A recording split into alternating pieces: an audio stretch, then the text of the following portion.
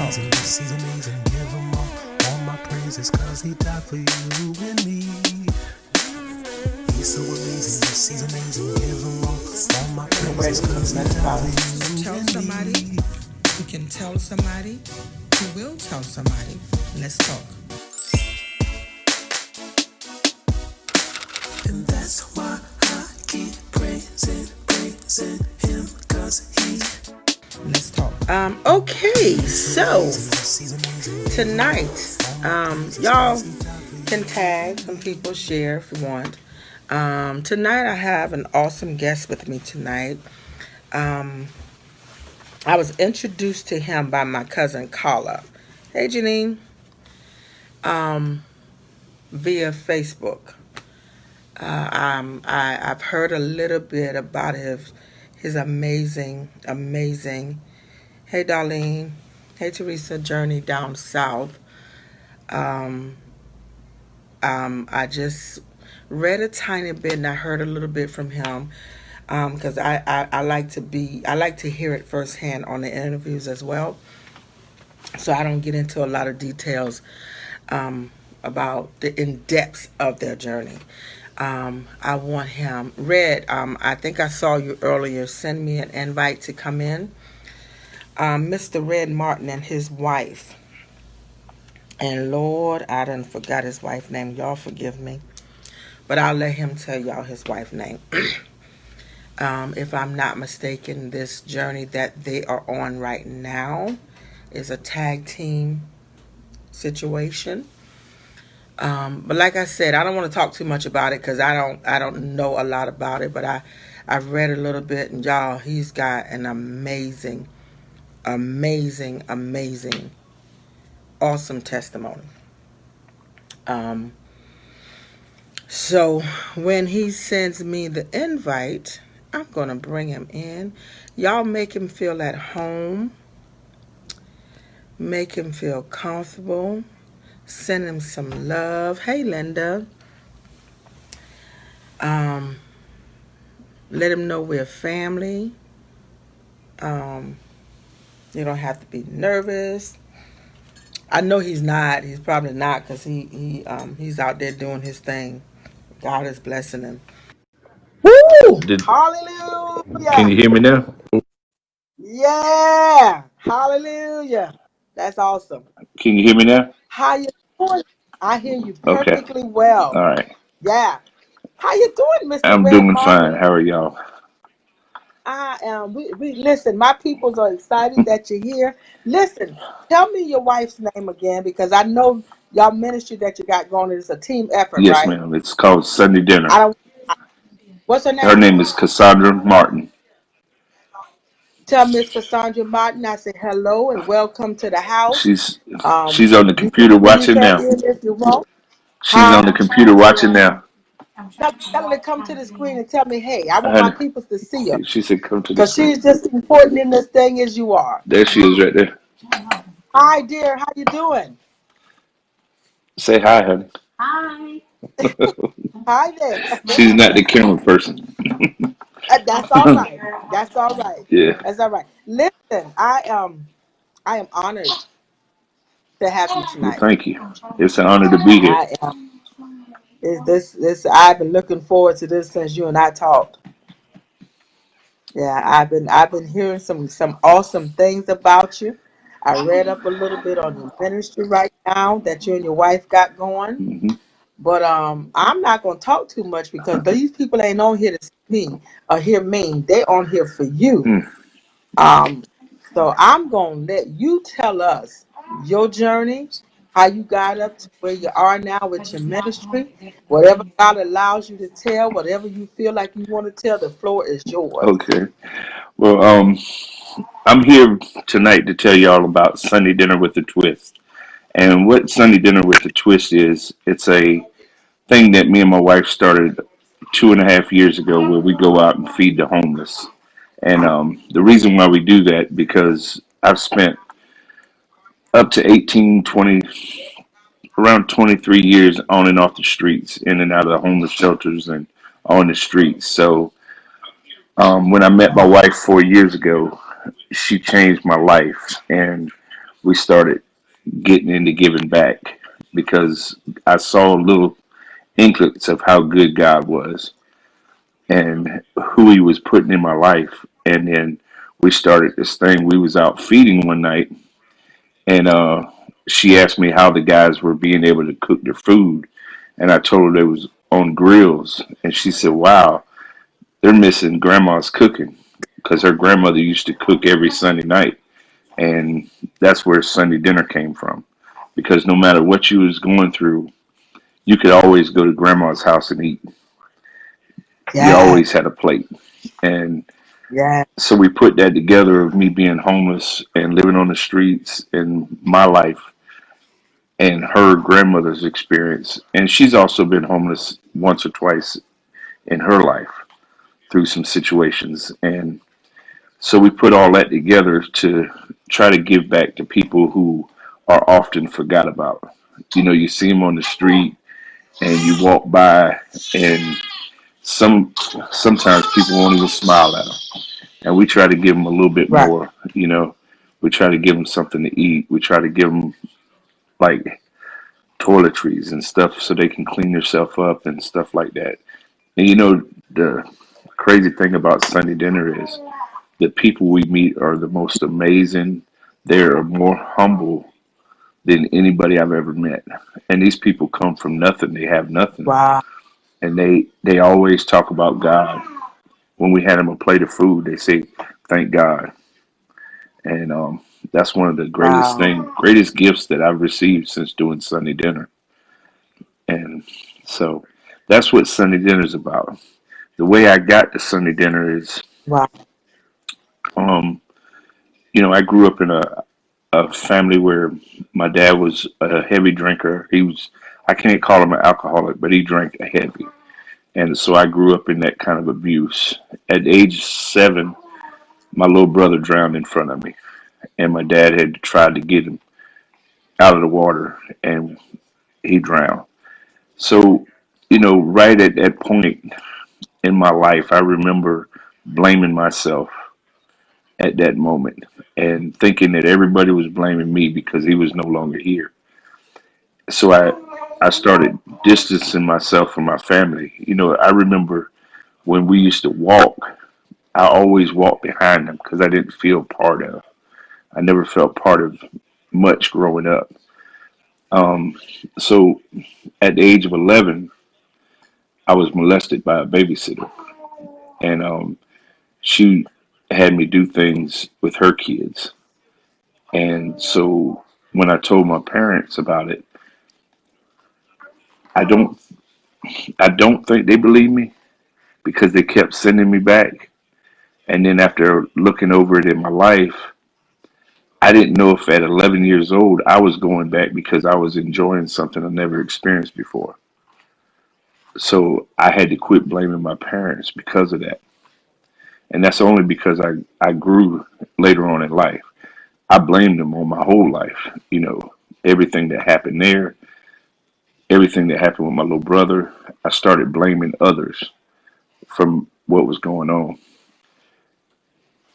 And oh, I was looking at the comments. I'm sorry. So Oh, don't worry about yeah, it. but at the age of 13 is when I took my first drink, and I can remember how it made me feel.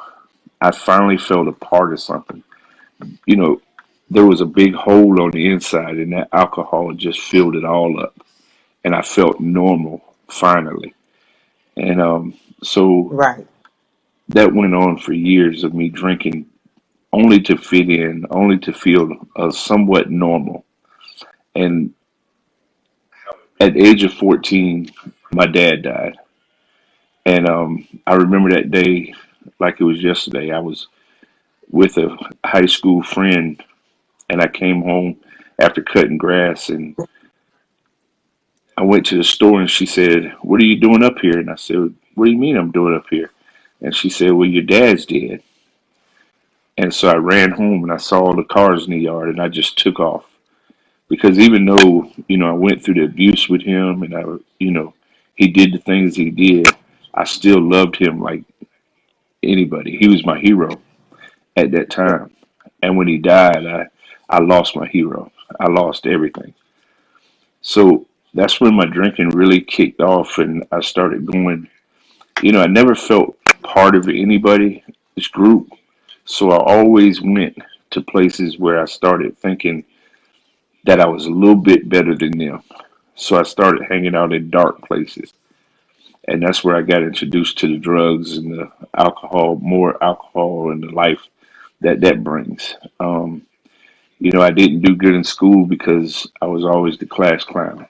I mean, I found that if I could make everybody else laugh, you couldn't see what I was feeling on the inside.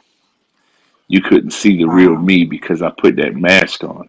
Like everybody was saying, "Oh, Red's funny, Red's this, Red's that," but I had that mask on, and the only time it came off was when I was by myself, and that's when I started wanting to Wow. die. And I can remember far back as 6, 7 years old, not wanting to live, just wanting to die, even before anything happened. I just never felt like God loved me. I really, at a young age, I never thought God loved me. And then the things that happened in my life, I was like, well, how could He let that happen to me? And so I was already, like I said, I was already in the blaming game. So I blamed God, I blamed my family, I blamed my friends. And then that's when I started going to those places where I felt just a little bit better than everybody else, or I thought I did. And then I went through high school and didn't do good at high school. Just acted the fool. A lot of my classmates would tell you, Carla would tell you, I'm a good fool. I Right. love to have fun, and a lot of years it was just to hide that pain, that inside pain. And so when I got out of high school, my mom said, "Well, you're too dumb to go to college." So she packed me some. Oh, She had some suitcases, and she said there ain't but one other choice you can do, and that's to go into service. So I went in the Navy, drank through my 2.5 years I was in there. I drank heavy, and eventually I got kicked out. I did some things that, you know, I had already started selling marijuana at that time when I was, you know, between me going into service and then me in the service. I started selling little drugs and stuff, so I started getting in that lifestyle. So money was real important to me at that time, and so that didn't that didn't do too good. I got kicked out, and when I came back home, I found out this girl I was dating was pregnant, and I had already went back to jail. I had already, I wasn't gonna be a good daddy. So at that time, my mama said, even told me, she said, "You're not gonna be worth it. You're not gonna be worth it being a daddy. You need to give that baby up for adoption and let the wow. girl's husband take care of that baby." So that's what I did, and you know, I think I drank over that and used drugs over that for a long time. But after meeting my wife and her showing me a loving God who I never knew, it made me realize that I did the best thing I could ever do. That was the best I could ever do, was give her to somebody that could actually give her a life. And Right. so I did that. And but I was introduced to crack cocaine. I was selling stuff, and then I got introduced to it. And when I did crack, it did everything alcohol didn't do. It just gave me Mm. I never had to feel again for over 20, 25 years. And I never had to feel, I didn't have to feel the pain. And when you're doing crack, you do some rotten stuff, and you don't mean to, you don't want to, you just do because you want to cover all that Right. stuff on the inside. So I did some things that I'm not proud of, and I'm a very open book, and I tell people my story because of the fact that I don't hide anything. I'm the type of person that would go and steal all his nieces and nephews' Christmas on Christmas Eve and sell it to the dope man. I'm the type of person that would go and steal the TVs out my mom's house and then go to the pawn shop with her to get them out.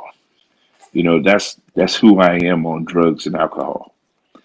Um, and Wow. those are the things I did. And it wasn't to hurt my family or anything like that. It was for me to stop hurting. I had to have something inside of me to stop hurting because I was in a self destruction mode. I had already started attempts at suicide. And March 23rd of 2000, I took a gun and shot myself in the chest. And you know, I was coaching high school football at Sockasty High School. I was, you know, a teacher's aide with the handicapped children. If you looked on the outside, I had a great life, but I only had it for 8 to 10 hours a day. And then, like I said, I'd have to go home and be with me, and me, I hated. And so things happened, and I took a gun out that night, and I started walking along the beach, and this was the first time I ever cried out to God. I never, I knew God in my mind. I knew God didn't want to have anything to do with me, but for some reason, I said, you know what? I'm gonna take this gun, but I'm gonna talk to God tonight, and I need an answer. And Mm, so I started mm, walking about 12 o'clock that night, and about 6 o'clock in the morning, I didn't get any answers, and I was crying, and I had like baby tears, and I mean, so I took the gun out and I put it to my head, and I was trying to pull the trigger. I was, you know, I could see the visual that I had the gun here, and I was just pulling, and I was crying out to God, and I said, God, help me, and I never heard anything, and I like to describe it as I was crying so loud that when the tears were hitting the floor, the cement, that it was like a bomb going off. So I never heard God's message. My tears were so loud. So when I couldn't pull the trigger, I put the gun down and I said, see, God, I can't even do this right. And I cried out to him even more and more. And then I put it in my mouth and the same thing happened. I couldn't pull the trigger. And then I finally said, you know what? This is it. And I slammed the gun back down. And I said, I need an answer, God. And I didn't hear anything. And I picked the gun back up and shot it to my chest and it went off. Um, the only thing I remember was what they told me. I was walking around the park with the gun in my hand, bleeding, and I ended up in the intensive care unit. Um, this is glory. this is the first time I ever, I've been lonely, but I never experienced lonely. And so I spent 56 days in the hospital. And at that morning, they called my mom. It was March 23rd of 2000. They called my mom and said, we think you need to come. Your son just shot himself in the chest, and we think you need to come. And she said, well, what you want me to do about it? And hung the phone up on him. And so my mom has always been my savior. And when they told me that what she said, I immediately got mad at her. But right before she died, about 2 weeks before she died, she died in 2006.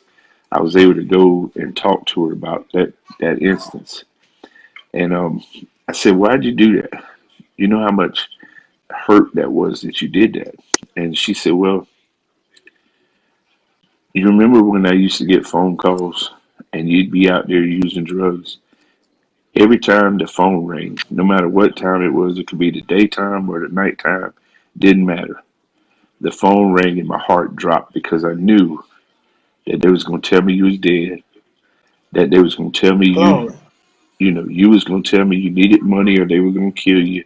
You needed $500 more, you need $1,000 more. And I realized that my mom did that because the phone, when I was in the hospital, the phone quit ringing, and she was able to sleep for 56 days. Mm.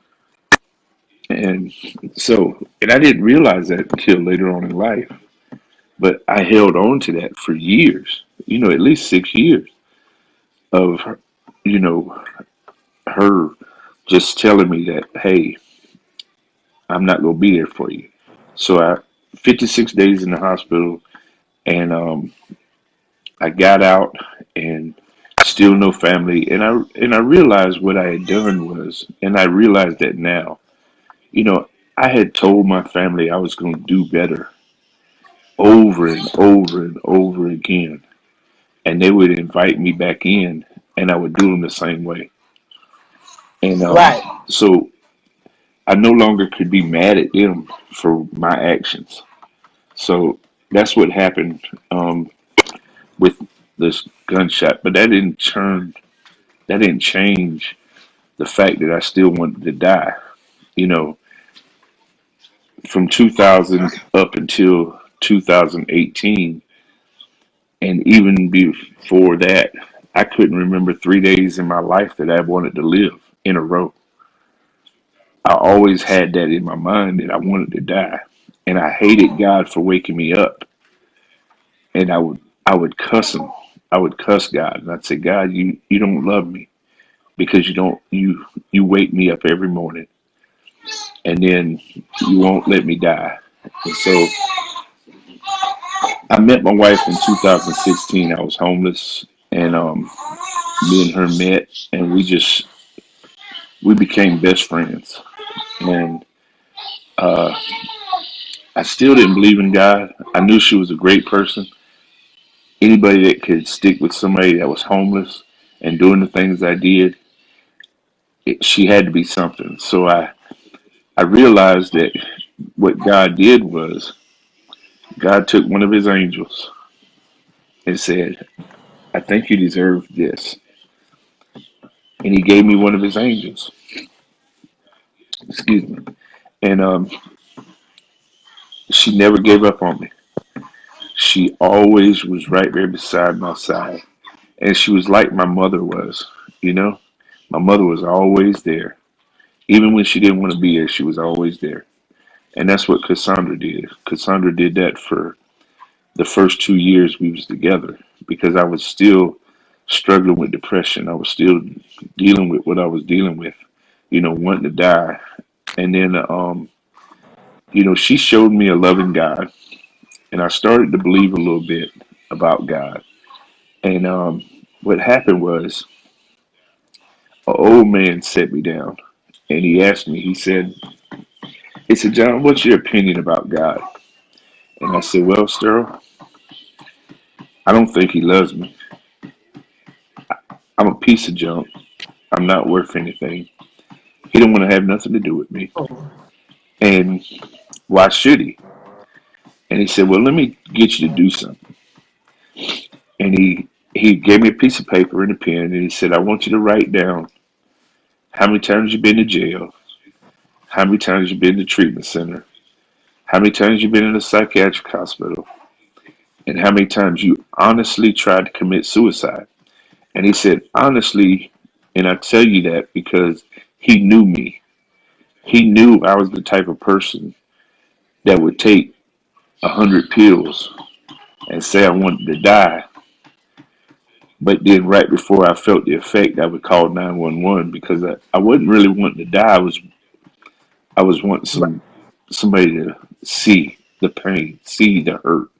So what I did was I wrote it down, and it's emotional because he's passed away since then. And when I wrote it down, I wrote Oh, 16 treatment centers, 8 psychiatric hospitals, 6 times in jail, and 5 times I honestly tried to commit suicide, where I've cut my wrists, I've taken pills, I've tried to hang myself, I shot myself, and so those were the honest attempts. And so he had me look at that paper. He said, I want you to look at this paper, and I want you to tell me why you don't see God in this. He Mm, he mm. said he's been with you every single time. And when I get Yes. chills thinking about it, because what he did was he showed me that God loved me even when I didn't love myself. Even when Oh, I felt no hope, God loved me. And he loved me during all those times because he opened up a spot for me. And I chose to do other things. And when I saw that and I saw the power of God, that mm. at that moment it just it reassured me that God really does love me. Even though I've done all these things, I've done countless things to family and friends, God still loved me. And when I saw that, it just gave me some hope. And that's all I've been searching for my whole life. I hoped the alcohol would work. I hoped the drugs would work. And then I found out that God loved me and that gave me hope. So I started on this journey with my wife. And, you know, even after hearing that, even after seeing that, I went through a little spell after he died where I didn't think, God was still there. I felt God's love, but what happened was I was probably about 3 days from pulling that trigger again. And I was Mm. with my beautiful wife. I have a great life, and I was still feeling that feeling of wanting to die. And what happened was I went to a poetry event, and I've never been to poetry before. And I went, me and my wife went. And what happened was a young lady she came from the back and she started doing a poem, and she told her story. And when she told her Mm. story, it gave me hope that if I told my story, that I could once finally breathe. Ha. And when she told the story, it wasn't my story, it was her story. But she talked about certain things that I had been through. And I said, well, if she can do that, I can do that. So I started writing all this stuff out. I started cleaning out that garbage can. And I took all that stuff out Mm. and put it on paper. And you know, I started being able to feel free, and I started being able to breathe. Oh, And glory. so once I Mm. did that, and that's what Sunday dinner with the twist is. The twist is we get poets to come out and entertain people in hopes that the same thing that happened to me could happen to them. Because all these people that we go out and feed they're me. They're no different than you. They're no different than they've just had some That's bad right. situations happen in their life. You know, I've never met a homeless person that wanted to be homeless. That's right. Now their situation may have gotten where they're comfortable, but they don't want to be there. They love, they hurt, they do they they feel the same pain that we feel. And then, so when we go out and we get to know them, we know their names, they know our names. And that's one thing that I remember. I talked about the lonely part. See, I know what it's like to be like lonely. Because I sat in a stadium about, it's been about 10 years ago. I sat in a stadium with 80,000 people, and I was bawling, crying. And I turned to my friend Ah, Jay, and I said, Jay, and he said, what are you crying for? And I said, I feel like I'm the only person here.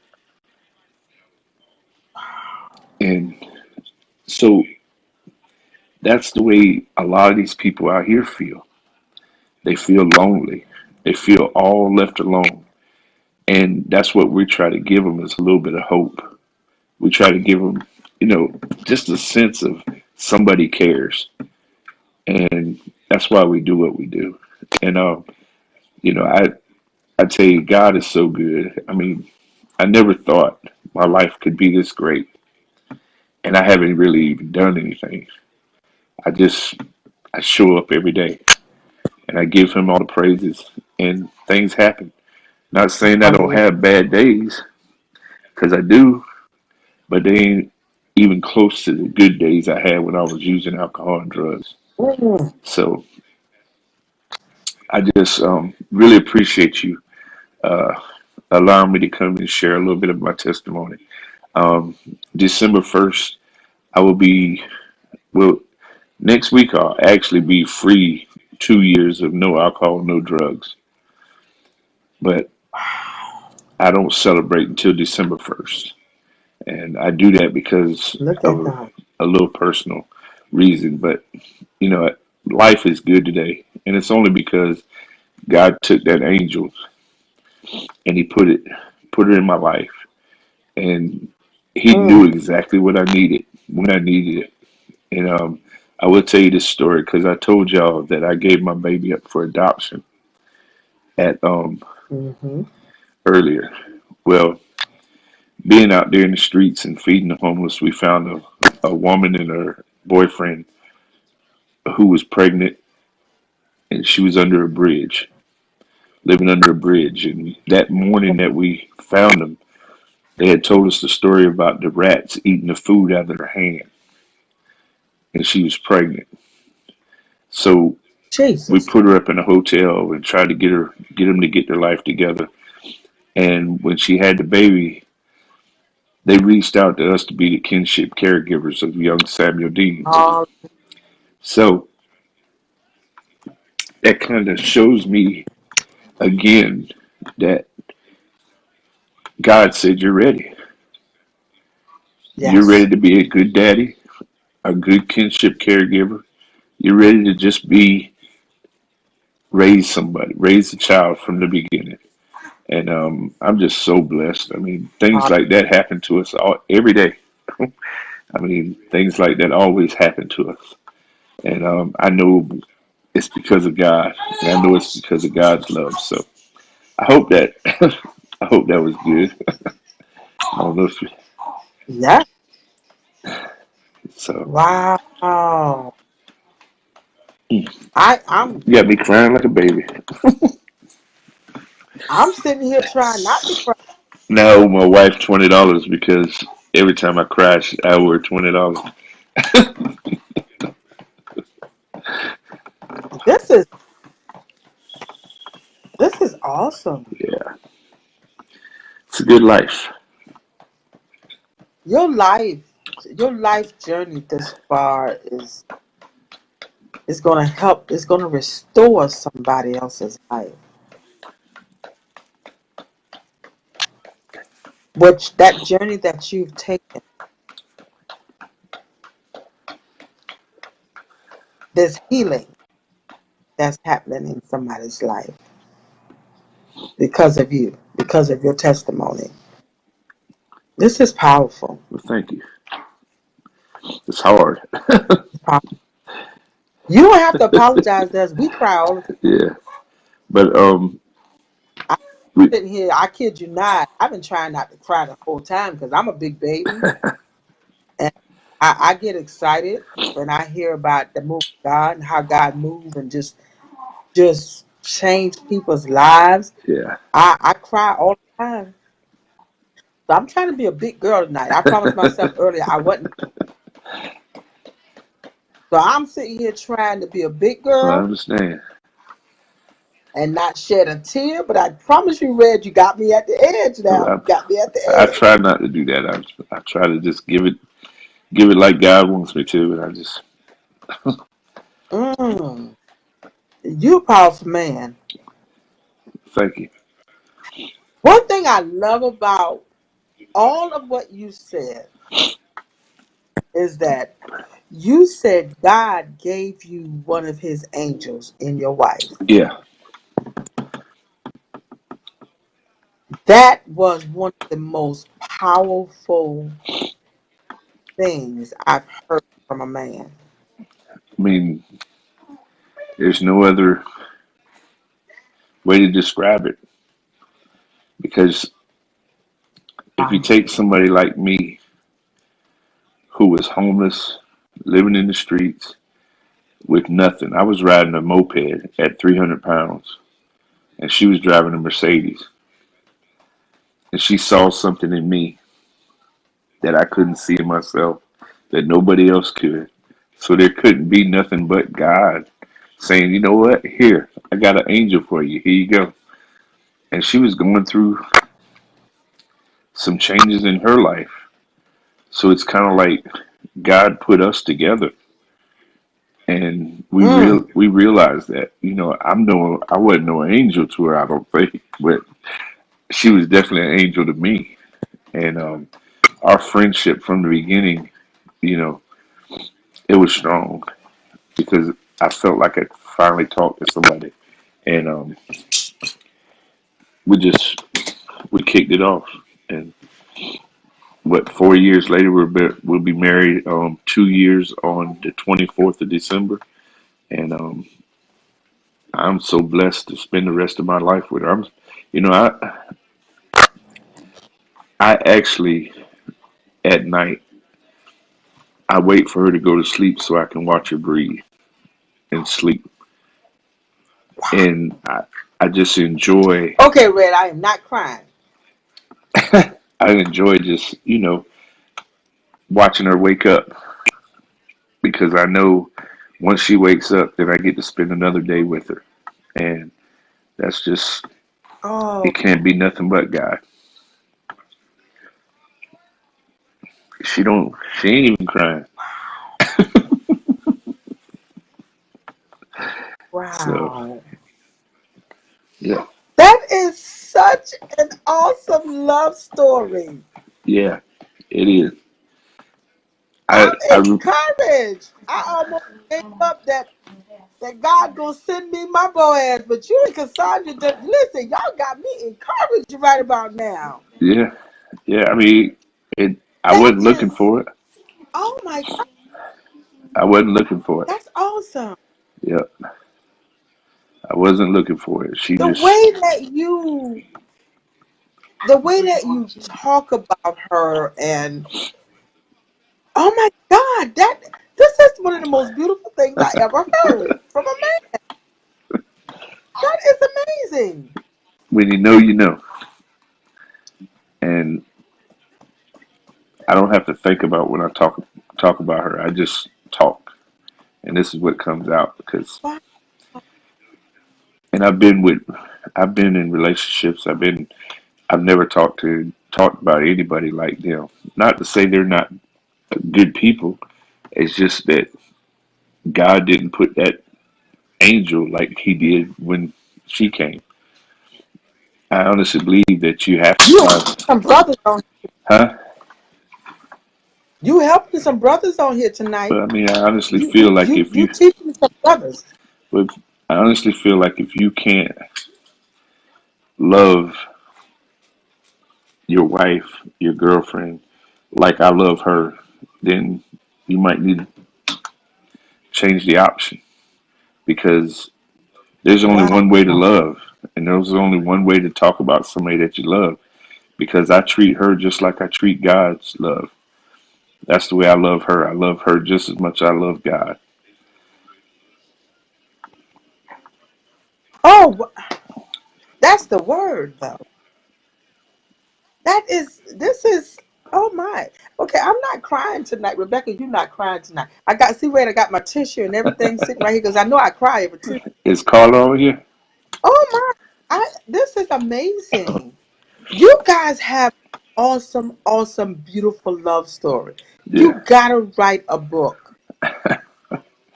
that's what everybody says. You're teaching some brothers how to love their woman the way God loved his church. That's how you talk about your wife. Yeah, And that is, we still have some days ain't is great, but I know one thing that we've practiced since we've been together that we always tell each other we love each other before we leave each other, and we always wake up in the morning with a kiss and I love you. And when I leave the house, I make sure that I tell her I love her. When I hang the phone up, no matter how mad she makes me, I still say, I love you, honey. And I think that's what you got to do. I think that's very important. Is the only way you receive love is to give love. Absolutely. Absolutely. I hope my boy is listening. I hope he on here listening. Cause you and Cassandra is teaching him. I hope he's on here listening now. Cause you teach you telling him what he need to be doing when he comes. This is Nah, wonderful. I love this. uh, I That's appreciate you. amazing. If people wanted to donate to your ministry, how can we donate to your ministry? We have a cash app. It's dollar sign. Can you put- can Can I type it um in? can you post it on Yeah, here? I'll type it in real quick. Yeah, type in Hold on. your cash app. Dollar sign And there might be some people on here tonight. This Sunday. video is going to go on my YouTube channel, and there might be some people that want to sow into the ministry. So, what is it, honey? I know I am. Twist 18.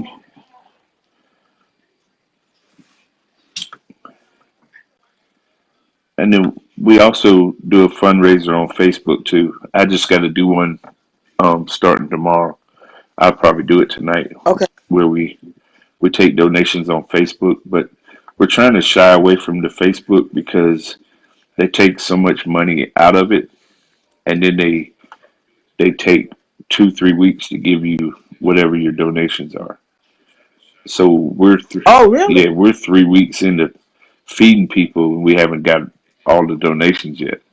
So we kind of go in our pockets and hope we get the money back. And sometimes we don't, sometimes we do.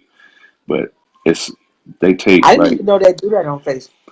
oh yeah, so like if you raise $500, they may give you 120 this day, and then 64 the another day, and 25 another day, and you know, and then they do it over that time period. And then once it gets close to the end, that's when they give you the rest of the money of the fundraiser, and then they take out a percentage of everything. So Oh, we they, got to do something. We got to do a big. We got to do a better way to get some yeah, fundraiser and going on. and PayPal's the same way. It does the same thing. It not PayPal, but GoFundMe. GoFundMe's the same way. They take out a big percentage, and then you may not see Oh, I the didn't know that. yeah. You won't see the money until whatever your goal is reached. Like if you say our Oh, goal is 2,000, you have to reach that goal before, or you start getting you'll get penalized for taking the money out. Yeah, what? yes, I guess you can tell I've never done it before, so I'm yeah, like that. But that sounds fair. yeah. Where's your feeding ministry? Is it in Sumter, the We Sumter area? well, we go to Sumter. We tried. We've been going. We've been to Columbia. We've been to Sumter. We're in Greenville, South Carolina, where we're living now. But Okay. one thing that we've always tried to do is go all the places where I was homeless. And there's two places that we haven't gone yet because I was homeless in Sumter, homeless in Columbia, and homeless here in Greenville. We haven't gone to Atlanta to do it yet, and I was homeless for a short period of time in Atlanta. And Okay. so, but we are trying to branch out and do this ministry. I mean, what we do is we take a Sunday dinner, and my wife cooks it all. She cooks up to 80 to 100 plates of food, and I'm talking about like macaroni and cheese, beef stew, rice, all this. We green beans, corn, potato salad, and she cooks it all up, and we box it up, and we put it in the car, and we ride around to where the people are, like in the woods, under the bridges. We don't go to the shelter, you know. We go to the place where they are, where they don't have anything. So that's what we do every Sunday. We ride around and hand those plates out. On the 20th of November, we're going to go to Sumter and do some Thanksgiving dinners down there. and then on the following week we're going to do it up here in Greenville. The one we're doing in Sumter, I'm going to ask people to cook like a big pan of something, like somebody cooked the green beans or somebody cooked potato salad, and then we'll meet at a spot and box up all the stuff and then ride around and hand everything out. So that's what we're going to do in Sumter, and we're teaming up with DJ Al to do that. Him and his wife. So we'll be All in right, all Sumter my on. people that on here right now. Um, y'all hearing what he's saying? He's coming to something November the 20th. Yeah. I want y'all to share this video. Try to put the word out. Um, I'm going to sow into your ministry Well, thank you. myself. Thank you. Um, and I'm hoping that some of my other friends on here, if they're able to sow into your ministry. You and I are going to talk after this. If not Okay. tonight, by the weekend, I need to talk with you and your wife. I want to team up with you. As you were talking, God was putting something in my spirit. I want to team up with you Okay. in something to see if we can make something happen to get some more people to sow into your ministry. Right. And I seen Um, I this is seen I seen Ron McBride on here. Ron is a big supporter of Sunday dinner, and he's very powerful. who? Ron McBride, Coach McBride down in Sumter. Okay.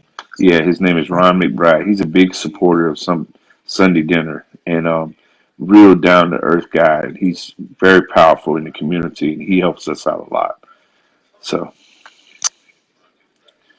much That's love to awesome. you, I know Ron. If Ron. you, yeah, much love to Ron if he's on here still. Yeah, I know him. Yeah.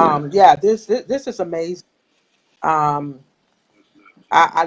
I love what you're doing. I have another friend that has a ministry similar to this in the Hartsville area. Okay. Um, as well. Yeah. And I love it. That is I love what you guys are doing. Like she goes into the crack houses and take dinners and Hmm. care packets and all of that, and y'all going in the woods and that's amazing. You know that's some powerful stuff that y'all doing. So I'm going to definitely so into your ministry. Well, thank you. And Um, we also go. We buy toiletries, the soaps, the sanitizers, the stocking caps, the tents, the sleeping bags. I mean, we've provided over 60 sleeping bags in the past 6 months, and at least wow, 50 tents, 50 or 60 tents, where we've given them to people that are living in the woods or living under a bridge or something. So wow, that's awesome. yeah, we try. It's but we couldn't do none of this without God. We know that because God is in this Yeah, thing, and I'll tell you why we know that because I was telling my wife one day, I said, "Honey, we're not going to have enough green beans to feed all 160 people we're feeding today." And she said, "Trust me." And I said, "We ain't gonna have enough." And then when we got finished feeding, we had too much, and she didn't cook no wow, look, more. She didn't cook no more, so somebody put them green beans. So we know God did that. So that's awesome. yeah, so Yeah, this is amazing. Wow, I enjoyed this. Thank you. yeah, I appreciate you having me on. Thank you. I appreciate you. Oh, it was my pleasure. I've heard, Carla told me a little bit, and I might be wrong, but I got to go back and watch it. Were you on the prayer clinic Yeah, yeah, this past Sunday? yes. Kimberly Green had me I on the thought I prayer clinic. saw that. This, yeah, I thought yeah, I saw that. yeah, The video. The day when I was on Facebook for a minute at work. I'm going to have to go back and pull that up because I didn't watch it Sunday, yeah, right? This past yeah. Sunday. This past Sunday, it was basically the same thing I said here, but it was in a form of her interviewing me, and it was a great interview. She does a great job. She's awesome, and I mean, so are Yeah, you. I mean, she interviewed me. it's Yeah, she interviewed me as well. Mine aired on oh God, October 11th. oh well, okay, Yeah, I did the domestic violence segment. yeah, that's it. Yeah, Dr. Kim is something else, ain't she? Yeah, she's powerful. She I, really is. I this Warrior She ministry that I'm doing, God gave this thing to me about 3+ years ago, and I just sat on it for a while, for a long time. And then I started doing these talk shows that I'm doing right now on Facebook. And when Pastor Kim and I were talking, and she was like, "I want you to come on my TV show. I want you to talk about domestic violence." And she called me a couple of times. She and I was on the phone talking, and I kid you not, everything that you all seeing happening right now with the YouTube channel, the Warrior She page, um, my logo, my website, all of this stuff. She was like, "Listen, no, no, no, you got to do this. You got to do that. God is moving you. God is taking this thing. Warrior She, this is a movement. You got to do this." When I tell you, she was like, "Listen, sis, this is what I'm saying. You got to do this." And I'm like, "Okay, okay, okay." But you know what? God was I was like, "Okay, God, I'm gonna go ahead and," because I was like, "Pastor Kim, I don't like being out in the front. Let me stay in the back and I go." And she's like, "How God gonna use you if you sitting back there? You got to come on out here and let God do this thing." Mm, But all of this, I told her, I said, it's because of her that I stepped out and said, "Okay, God, I'm gonna go ahead and do what you say." Because she was like, "No, you got to do this. You got to get your logo. You got to get this. You got." And I'm like, and it's like the next day, I'm like, I'm doing it. You know what I yeah, mean? And I thank God for her. she has that She saw presence. something. Yeah, she saw something. But the first time I said Warrior She to her, Hmm. she said, "Oh my God, I love that." She said, "Oh, that's powerful." She was like, "The name of your book, Warrior She," and I was like, "My what? Mm, My what?" She is a powerhouse. yeah, I'm she telling you, she really she is. is a powerhouse.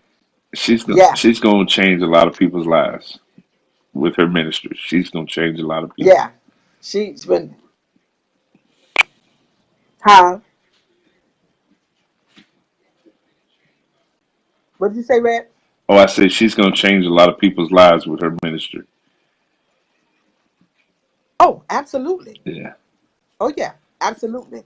yeah, She's already changed mine. yeah, I thank God for her, her along with her and a few other people that they saw this thing in me with this ministry that I'm like, "Okay, whatever, God, I'll do what you say do." And they like, "No, you got to do this, you got to move." And she said, "I believe in you, I believe in this ministry." And she said, "God is getting ready to take this thing someplace that you have no idea where he's taking it. right. You know, And I thank God for Lincoln, bringing her into my life. She's a beautiful soul. She's a Yeah, beautiful person. she is. She So I got to go back and watch. So, yeah. It's. yeah, I got to go back and watch her. I thought it was a good interview. I Yeah, really did. And I just love talking she about makes you God's feel like love, home. huh? Yeah, she does. Yes, She does. And she just makes you feel so comfortable. yeah, Like, I got you. Don't worry about it. yeah. I got you. Because I've never done this Yeah, before. she's I've good. I've never done anything like this before. This is new to me. Really? Yeah, but I'm Well, just listen, you might as well go ahead and get ready for it, man. Because I'm telling you, this ministry of yours.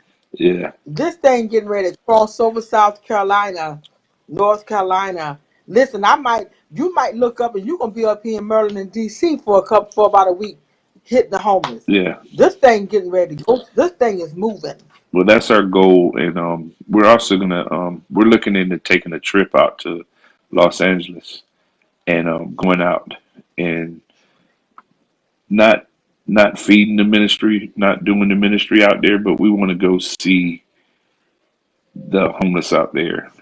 And we watched a movie on YouTube about the homeless in LA, and we just feel like we really need to go out there because we talked to a guy this weekend, and he said if you're homeless in LA and if you stay out there more than 3 to 5 days, you'll never come out of it. You'll Jesus. you'll never be able to leave, and you're lucky if you My, do. So we're gonna go out there and just look and see what he's talking about. So my yeah, God. because I Yeah, was I was out in LA for, and it's a different kind of vibe. I saw quite a bit of homeless out there, mhm, and I live in the DC area. I work in DC across from the Union Station, so I see homeless yeah, people all day, every day. But I gotta say, it was a different kind of vibe. I was like, wow. It's almost like you knew they were homeless, but it was almost like, this is gonna sound weird. It was almost like they're homeless, but almost like, I'm not homeless. I'm good. This is my house.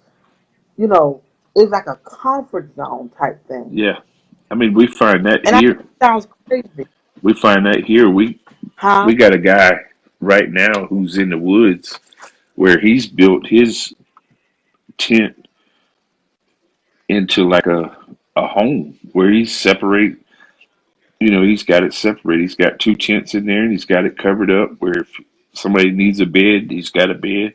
So it's like his own little tent apartment.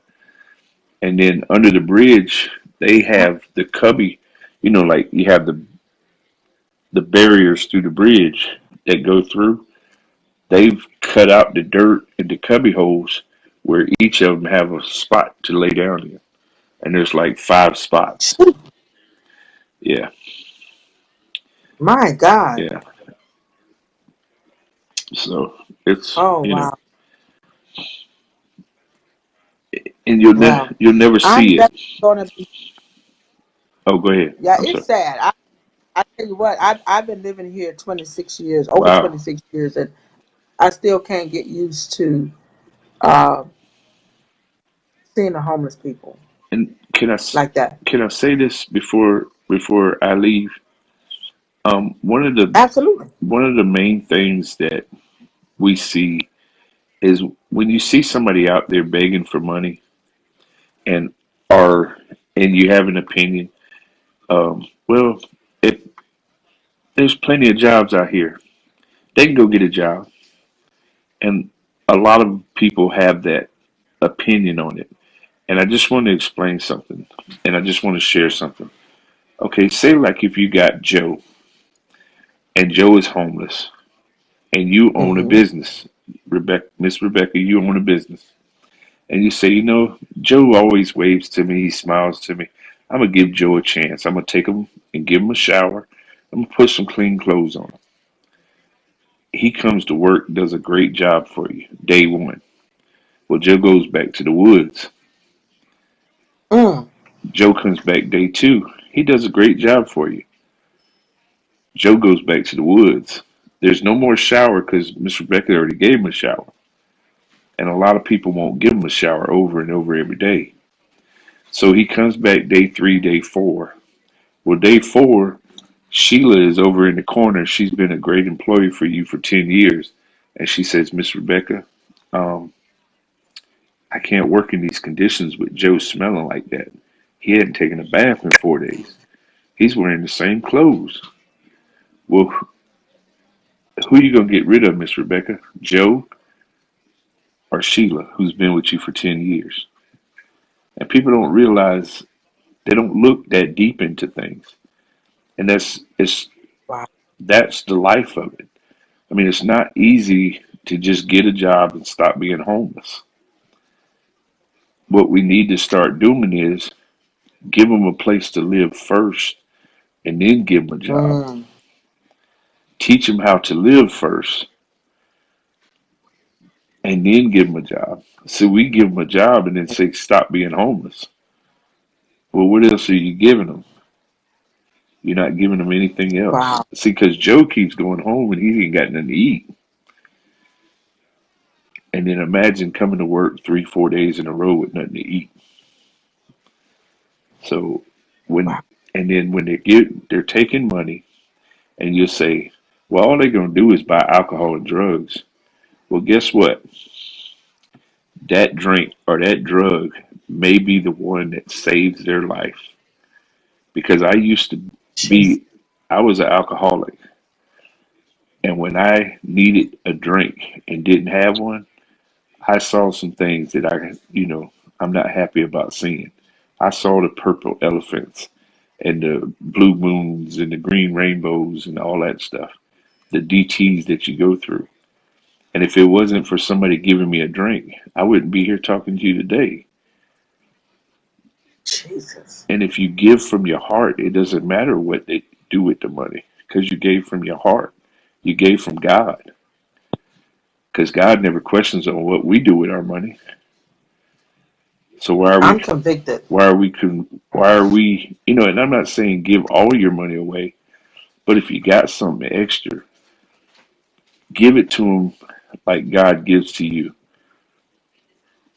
with no secondary thoughts about what they're going to do with the money because they may just go get something to eat and surprise you.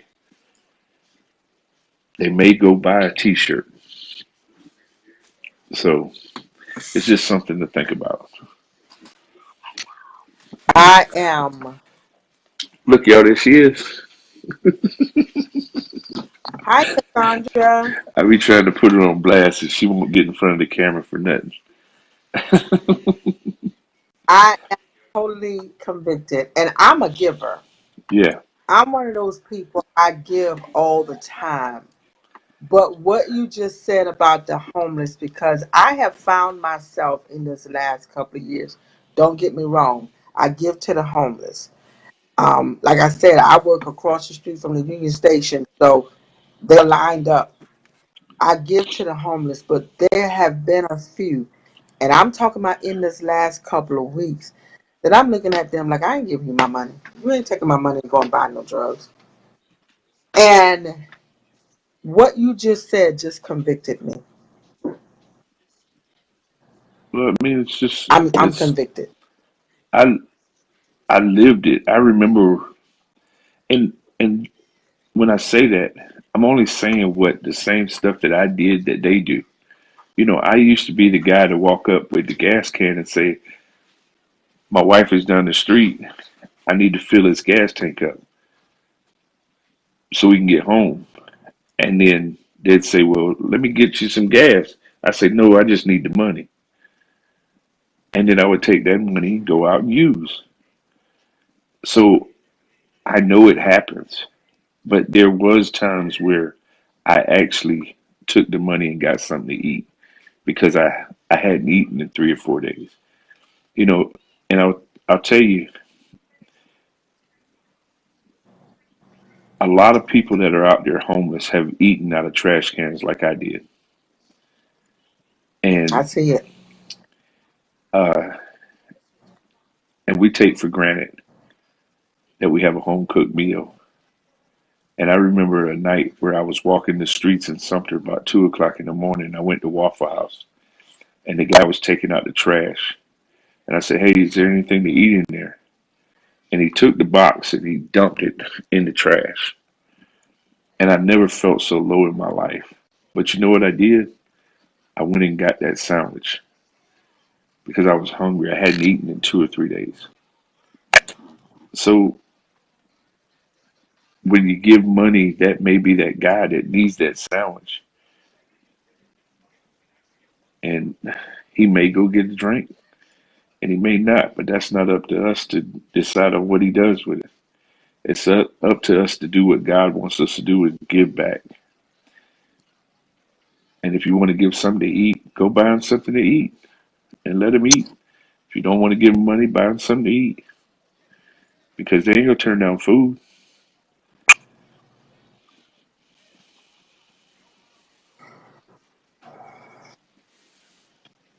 I'm so convicted right now. Nah, no need. I mean, it's human nature. No, no. I mean, I'm convicted because um, I know that when I give, God will give it back to me. And no matter what and I tell my daughters all the time, no matter what they do with it, you ain't got nothing to do with that. Hmm. Your job is to give. Your job is to love. You can't, you're not responsible for how people treat you and all this kind of stuff. And here I am, a giver, and I myself in this last, matter of fact, more than 2 weeks, is several, probably a couple of months.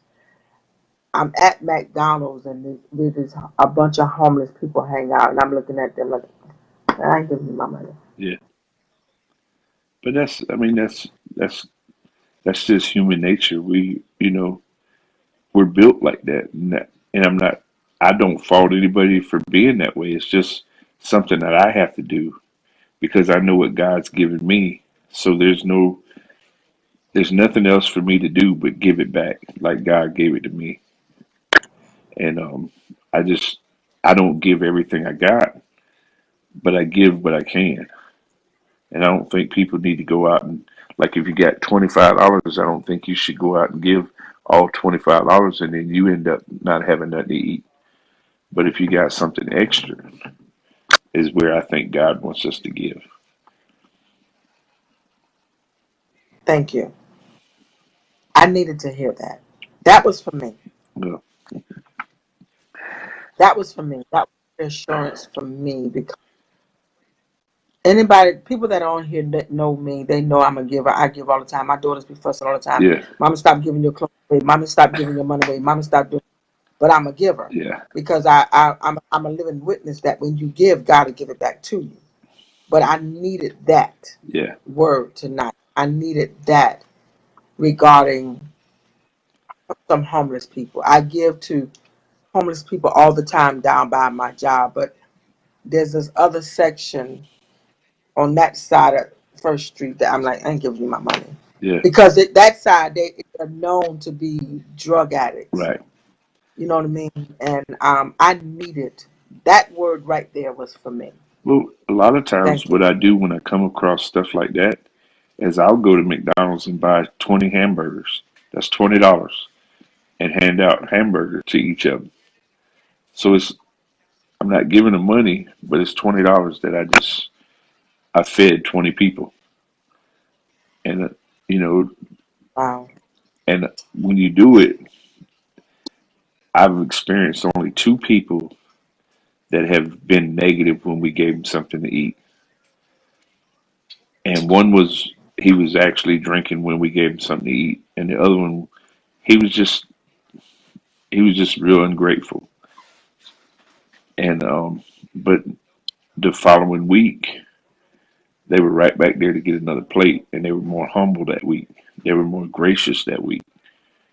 So so being homeless is not easy, and people are having bad days. But I found that no matter what, if you just give them a smile, say hey to them, it makes somebody like me feel so good inside just by somebody acknowledging that I am there. Because a lot of times I Wow. could be in a crowd and not think I was there, but somebody just saying, "Hey, how you doing?" And it don't take money to be kind. It don't take money to show love, and it's a beautiful thing to see a man who has all the pain in his eyes, and you say hey to him, and he begins to smile, and it didn't cost me nothing. It don't cost me a thing, So I just that's something that we try to teach our kids, and we try to teach everybody that we come in contact with, that it doesn't cost anything to show love. It don't cost you your house. It don't cost you a car. It just Nothing at all. nothing. So no matter what you see people going through, whether they're on drugs and alcohol, that love you show may save their life, Mm. because it saved mine. So Wow. I'm done preaching on this. I feel like a preacher now. Well, I don't know about anybody else on here, but I need that. I I needed that. That was that right now word for me. Thank you. I appreciate I You're welcome. needed Thank that. you. And I am proud of you guys. I'm proud of you Well, thank you. For the journey that you were on, because of that journey you are who you are today. You are a mighty man of valor that God is um, using. He's entrusted an awesome ministry into your hands because of the journey. Yeah, and I And believe that. yeah, I'm proud of you. I'm proud of you and your wife. I'm honored Thank you. to know you all. I'm honored to meet you. And I'm looking forward to when we can meet face to face. But Oh yeah. I'm definitely going to call you because we have I have we have to work. We got to do something Yes, ma'am. together. But I am so proud of you guys. I But, am but thank you. And I will say honored. this: I am nothing, absolutely nothing. I'm talking to everybody. I am absolutely nothing without the love of God and the love of my wife. I am only here because of them, and I know that. So I just thank God every single day for allowing me to be part of this journey and for Him to think that much of me to put one of His own angels, because that's the only way I can describe her, into my life to change my life. And I am so blessed. I'm telling you, I am super blessed. That smile on your face Oh tells it yeah. all. Oh yeah. Yeah. This ain't no That's mask awesome. no more. The mask is off. Yeah, This is it's me. gone. Yeah, the mask is gone. Yeah, that thing that you got for that woman, Yeah. that love is all it's coming from the inside. That's Hmm. amazing. That's Yeah. awesome. But it's only That's because how of it's God. supposed to be. It's only because of God. It's nothing that I did. I'm Yeah. I mean, I'm 5'8", 323 pounds. Ain't nothing I did. I was riding a 50cc moped. Ain't nothing I did. Wow. That's awesome. Oh, but I That's awesome. appreciate you having me I'm on. I honored. really do. It's been I am. great. It was my pleasure, my honor. Um, I thank you guys for coming on, and I'm definitely gonna be bringing you back again. Okay. Um, when you have one of your events or whatever, I'm gonna bring you back on so we can talk some more and you can tell people about it. But we're gonna sow into your ministry. I know I am, Appreciate it. and prayerfully some other people on here share this video. Some other people gonna be cash apping and sowing into your ministry. Well, Because I believe in what you're doing, and I'm very proud of you guys. we sure appreciate it. And thank you for having me. And thanks for everybody who watched and sat down and listened to me for a little bit. I hope it helped somebody. Oh, you blessed somebody. I know you helped me. All right. Well, I yeah. thank Is you have a good night. Okay. Is it we done? thank you much, and tell us good night, and you all be blessed. Okay. Well, I love y'all. Y'all be good. All right. All right. Thank you. Love you too, dear. Y'all Yes, have a ma'am. good one. Wow. Oh, wow. That was powerful. That was some good word from me. Yeah. So y'all see, I get convicted too. And those of you that know me, y'all know I'm a giver, but I'm convicted right now. So I'm gonna do better with my homeless people. Thank you, Red. Thank you, Cassandra, for gracing my page tonight. I thank you. I appreciate you all. If y'all want to, he put his Cash App in one of the comments. Um, so into the ministry. My sister Tawanda Brunson, she also has a very, very, very similar ministry like of his. in the Bend is in the highest, Lord Jesus, Hartsville. I'm talking about Hyattsville. That's here, Hartsville area. Um, so God is doing some amazing things. Yeah, that was awesome, Tawanda. Um, oh, thank you, Linda. I will, sis. Just keep me lifted, keep me in your prayers. I appreciate all of you guys for hanging out with us. If y'all don't mind, share this video. Tell some people about it. Um, and you are so welcome, Red. I appreciate you. I appreciate you and Cassandra coming on tonight and hanging out with me. That was awesome. Awesome, awesome, awesome. Um, so next, we're going to do it again next Tuesday. We got another guest coming on. Gonna hang out with me for a little while. So y'all share this video. Tell some people about us. Go to my YouTube channel, WarriorShe Room. Subscribe, like it, share it. We got a bunch of videos in there now that we've uploaded. Getting a lot of feedback from other domestic violence ministries out there, and people are watching the videos and commenting. I'm getting notifications at work all day on my from my YouTube channel. Y'all see, I'm so giddy about this thing because this is just little old me that God has chosen to use in this thing, and I'm just so giddy about it. I'm just so humbled. Um, every time I get a notification at work about somebody commenting on my one of the YouTube videos, I'm sitting at my desk laughing because I'm like, wow. But it's wonderful. I thank God for it.